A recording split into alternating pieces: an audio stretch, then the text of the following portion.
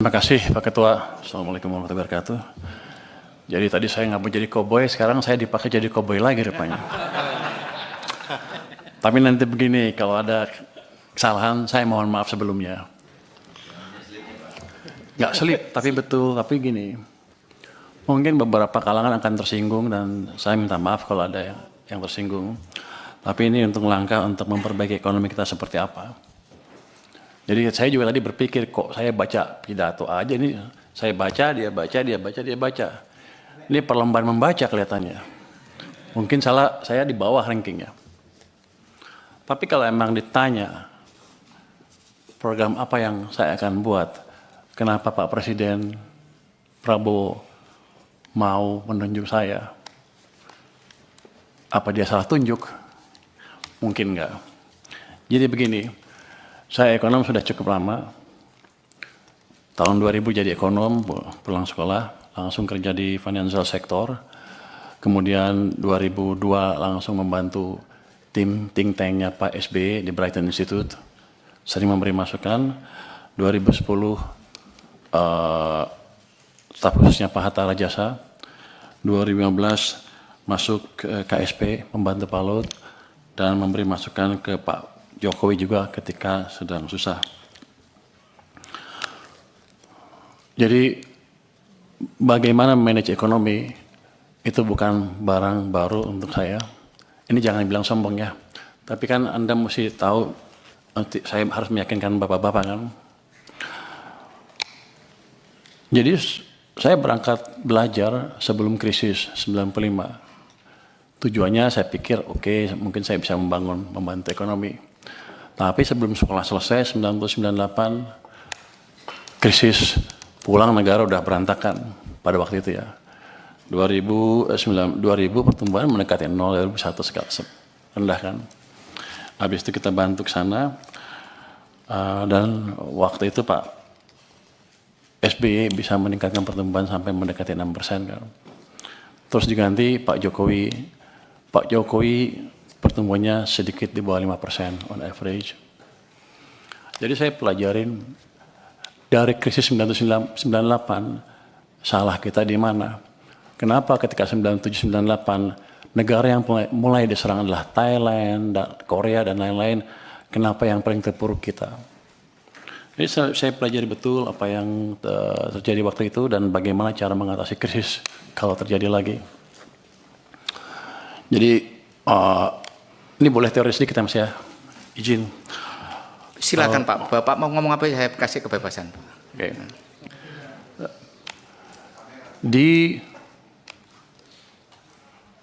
buku moneter itu ada pemenang Nobel yang bilang bahwa dia mempelajari krisis tahun 1930 di Amerika. Dia bilang waktu itu krisis, mereka debat bunga di nolin kok masih krisis. Rupanya pada waktu itu walaupun suku bunga rendah 0, tapi uang vitamin yang di sistem perekonomian itu negatif. Jadi ekonominya dicekek. Itu sebetulnya yang melandasi teori utama kebijakan moneter. Jadi kalau Anda mau lihat kebijakan moneter, ketat atau longgar, jangan hanya dilihat dari suku bunga. Dia bilang begitu. Lihat laju pertumbuhan uang primer, base money. Jadi dampak kebijakan moneter amat signifikan di perekonomian. Tahun 1997, 98, 97 kita melakukan kesalahan yang fatal. Pada waktu itu BI menaikkan bunga sampai 60% lebih karena untuk menjaga rupiah. Semua berpikir kita melakukan kebijakan uang ketat. Ya kan? Wah, bunga tinggi perusahaan mana ada yang pinjam. Tapi kalau kita lihat di belakangnya apa yang terjadi? Kita mencetak uang base money itu tumbuhnya 100%. Jadi kebijakannya kacau balau. Mau apa? Mau ketat atau mau longgar? Kalau kita melakukan kebijakan kacau, yang keluar adalah setan-setannya dari kebijakan itu. Bunga yang tinggi menghancurkan real sektor. Uang yang banyak dipakai untuk menyerang nilai tukar rupiah kita. Jadi kita membiayai kehancuran ekonomi kita pada waktu itu tanpa sadar. Ini bukan karena yang ekonom-ekonom yang dulu bodoh atau gimana, tapi emang kita belum pernah mengalami keadaan seperti itu. Jadi kita belum tahu nyata seperti apa. Dan saya simpulkan kesalahan kita di situ. Jadi pada waktu 2008 ada global financial meltdown, kebijakan kita ubah. Saya bisik-bisik sedikit lah ke think tanknya SBY. Waktu itu mau jatuh ekonominya, ekspansi fiskal di tahun 2009, dan suku bunga diturunkan di bulan Desember 2008 ketika rupiah sedang melemah. Jadi hitungan saya kalau gini, kalau kita menjaga nilai tukar dan lain-lain, ciptakan pertumbuhan ekonomi.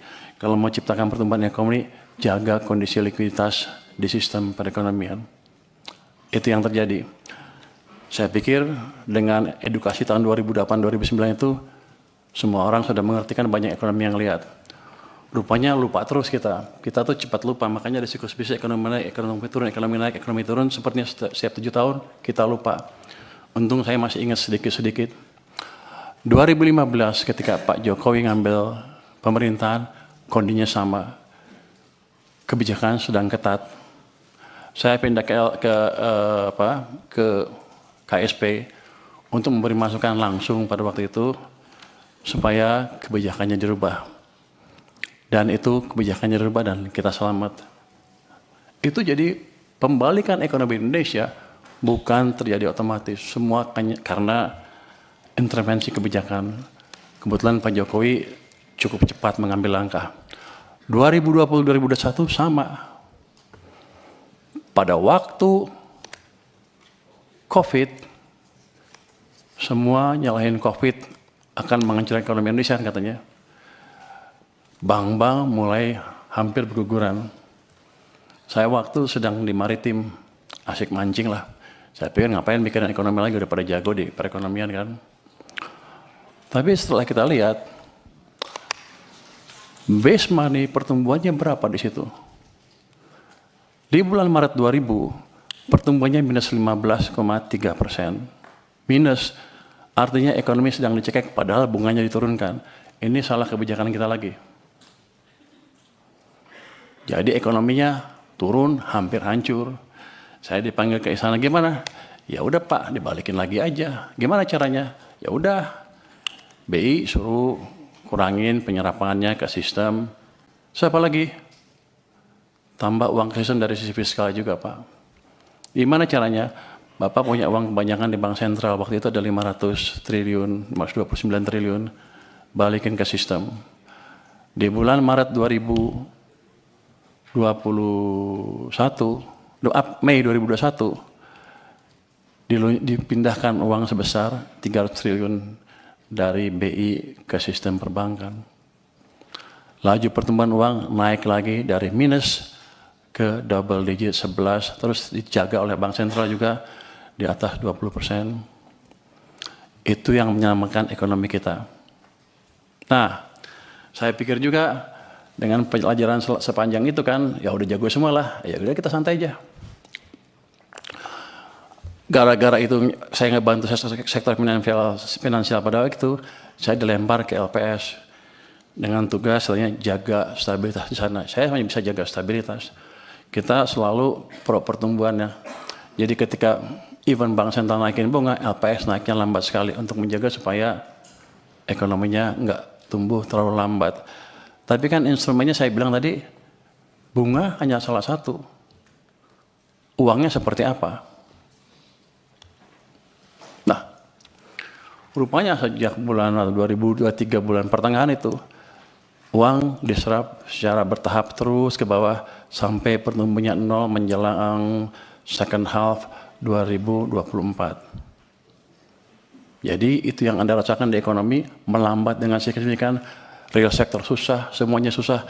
Maksudnya keluar tagline Indonesia apa? Gelap, Indonesia apa?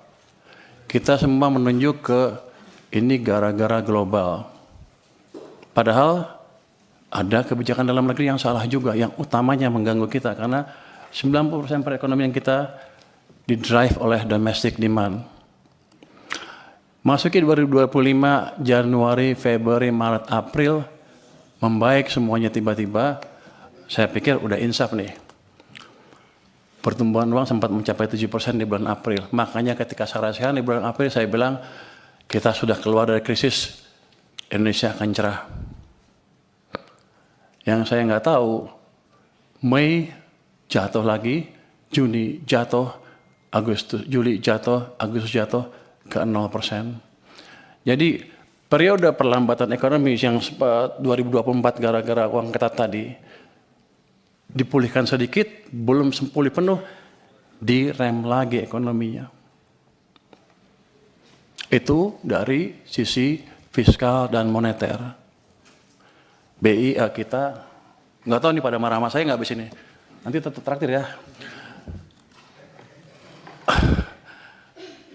Pemerintah karena terlambat membelanjakan anggaran, membelanjakan APBN ya, uangnya kan dari bank sentral. Beliau rajin narik pajak. Gak apa-apa, masuk ke bank sentral. Kalau dibelanjain lagi, nggak apa-apa. Tapi ini kan nggak. Ditaruh di sana santai-santai. Kering sistemnya. Bank sentral kita juga sama, katanya saya nanti kan penguasa ya. Katanya punya di KSS saya boleh menggayat sedikit kan ya. Jadi saya berani ngomong sedikit sekarang. Dulu saya nggak berani karena saya di LPS, wewenang saya nggak sampai sana. Jadi dua sisi mengetatkan kebijakan kita. Bank naruh uangnya di bank, padahal uang kita banyak. BI menyerah sampai 800 triliun, pemerintah pada satu titik sampai 500 triliun sampai lebih di bank sentral. Sistem kekeringan. Yang Bapak rasakan adalah yang kemarin demo itu karena tekanan berkepanjangan di ekonomi karena kesalahan kebijakan fiskal dan moneter sendiri yang sebetulnya kita kuasain. Yang jadi pertanyaan saya kan, di sini Komisi 11 rapatnya dengan Menteri Keuangan berapa ratus hari dalam setahun. Kenapa tidak pernah mempertanyakan itu? Dan sekarang saya datang ke sini tiba-tiba, udah semuanya pertanyaan banyak sekali yang harusnya sudah putus pada waktu itu. Tapi nggak apa-apa. Jadi ke depan yang saya lakukan adalah memperbaiki itu sebelum merubah yang lain-lain. Struktural lain kita bisa rubah, tapi quick win-nya di situ. Saya akan balik kondisi yang memburuk karena langkah kita sendiri. Oh gimana? Ya paling bagus kan percepat belanja anggaran. Oke, belanjanya cepat-cepat. Tapi yang kita tahu, itu nggak semudah membalik tangan. Saya pernah tanya Pak Jokowi dulu waktu saya di istana, Pak, balikin uangnya ke sistem. Loh apa bedanya? Kan nggak bisa belanja juga. Pak, kalau uang Bapak ditaruh di BI, dosa Bapak dua. Satu, Bapak nggak bangun ekonominya. Yang kedua, sistem kering, nggak bisa bangun juga. Jadi kalau balikin ke sistem perekonomian, ke bank, himbara misalnya, dosa Bapak tinggal satu, yaitu satu, yang nggak bangun aja, tapi ekonominya bisa jalan. Kalau itu yang dimanfaatkan adalah real sector. Saya ingin tunjukkan lagi ya, kenapa zaman tadi udah cerita belum ya? Zaman Pak SBY tumbuh 6%, zaman Jokowi rata-rata 5% apa di bawah Pak SBY yang Pak Jokowi ya. Kalau Anda lihat di pertumbuhan uang MNO-nya, base money, teori dasar moneter itu, di zaman Pak SBY rata-rata tumbuh 17% lebih. Akibatnya uang di sistem cukup, kredit tumbuh berapa? 22%. Jadi pada waktu zaman Pak SBY, walaupun dia nggak bangun infrastruktur habis-habisan, private sector yang hidup, yang menjalankan ekonomi. Itu berhubungan juga dengan rasio tax. Ketika tax private sector yang jalan, dia akan lebih banyak bayar pajak dibanding pemerintah. Tax ratio kita tumbuh 0,5% lebih tinggi dibanding ketika zaman Pak Jokowi. Pada zaman Pak Jokowi, uang tumbuh hanya sekitar 7% MNO-nya. Bahkan di titik-titik itu sepanjang tahun, 2 tahun terakhir sebelum krisis, itu tumbuhnya 0%. Memang ekonomi sedang dicekek. Cuman saya nggak tahu waktu itu karena saya di maritim. Jadi begitu 2020 saya diminta bantu, saya kaget. Pak, kenapa begini Pak? Bapak bangun apa-apa mati-mati pun nggak bisa. Karena mesin ekonomi kita pincang. Hanya pemerintah yang jalan, sedangkan yang tadi 90% berhenti atau diperlambat.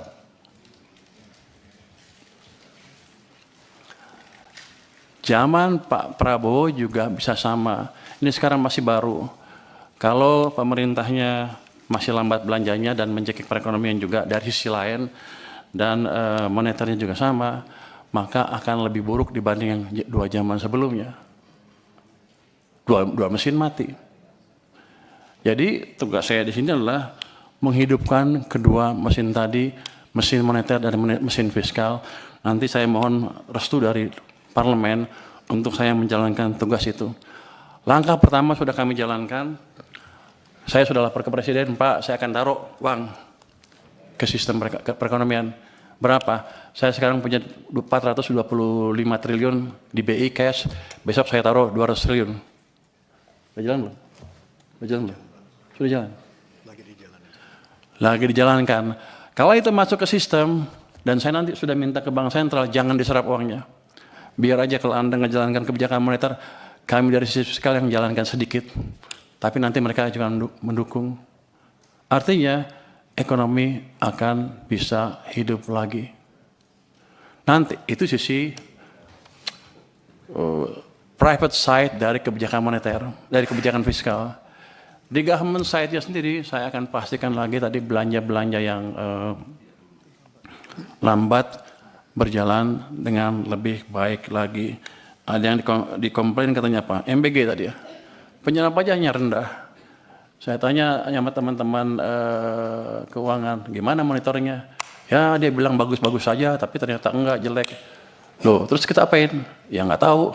Saya bilang begini, ya udah, nanti sebulan sekali kita akan jumpa pers dengan kepala MBG. Nanti kalau penyerapannya jelek, dia suruh jelasin ke publik, saya di sebelahnya. Dan program-program yang lain yang lambat itu akan saya sisir. Saya kan baru hari ketiga dan rapat. Udah keburu rapat di sini, jadi belum lihat detail seperti apa. Tapi kami akan sisir. Bagian-bagian lambat kami percepat. Caranya gimana? Ya, kalau mereka nggak bisa nyusun kebijakan anggaran atau menyusun program kerjanya atau pengajuan anggarannya, kami akan kirim orang ke sana supaya jalannya cepat dan kita akan monitor on regular basis supaya anggaran yang banyak tadi, yang kalau lihat anggaran kan sama aja kan dari tahun ke tahun, gitu-gitu aja tuh nggak ada dampaknya, 5-5 aja, karena penyerapannya nggak dimonitor.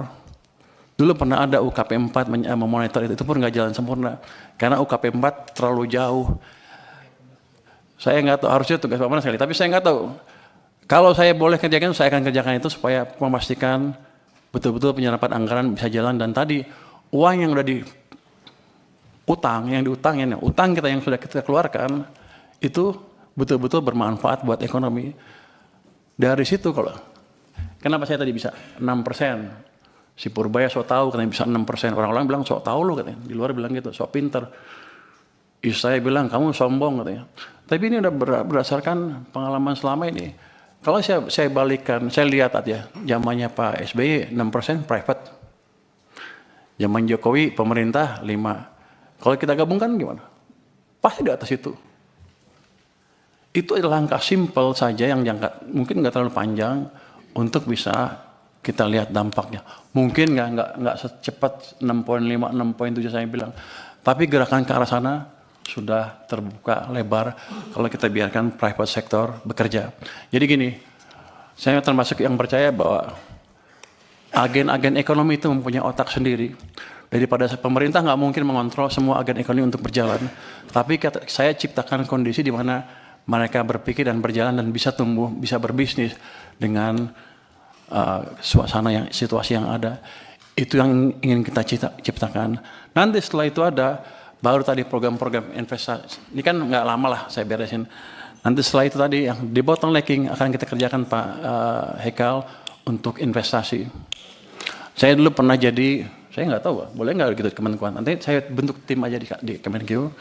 Saya dulu pernah menjadi wakil ketua tim debottlenecking di zaman pemerintah sebelumnya. ketuanya pada waktu itu Pak Yasona Lawli dengan beberapa Kemenko, itu kita sidang setiap minggu, Senin 7 kasus kita putuskan. Saya mecahin 300 kasus dilaporkan ke kami, kita pecahkan 193 kasus investasi berhubungan dengan investasi sebesar 890 triliun. Jadi saya pikir saya udah ngerti, bukan ngerti, kira-kira ngerti deh, kira-kira bisa memperkirakan deh di mana bottlenecking, di mana hambatan yang kita hadapi dan gimana cara memecahkannya. Itu bukan tugas Kementerian Keuangan, tapi kalau boleh nanti saya bentuk tim aja di Kementerian Keuangan. Kalau yang lain tidak mau, tapi mungkin saya usulkan ke yang kementerian yang lain, Menko dan lain-lain untuk membuat itu lagi. Jadi Pak Purbaya, kalau masih ada pertanyaan tadi, karena kita masih ada rapat lagi. Pak. Tadi itu sebenarnya kita rapat pengantar, Pak.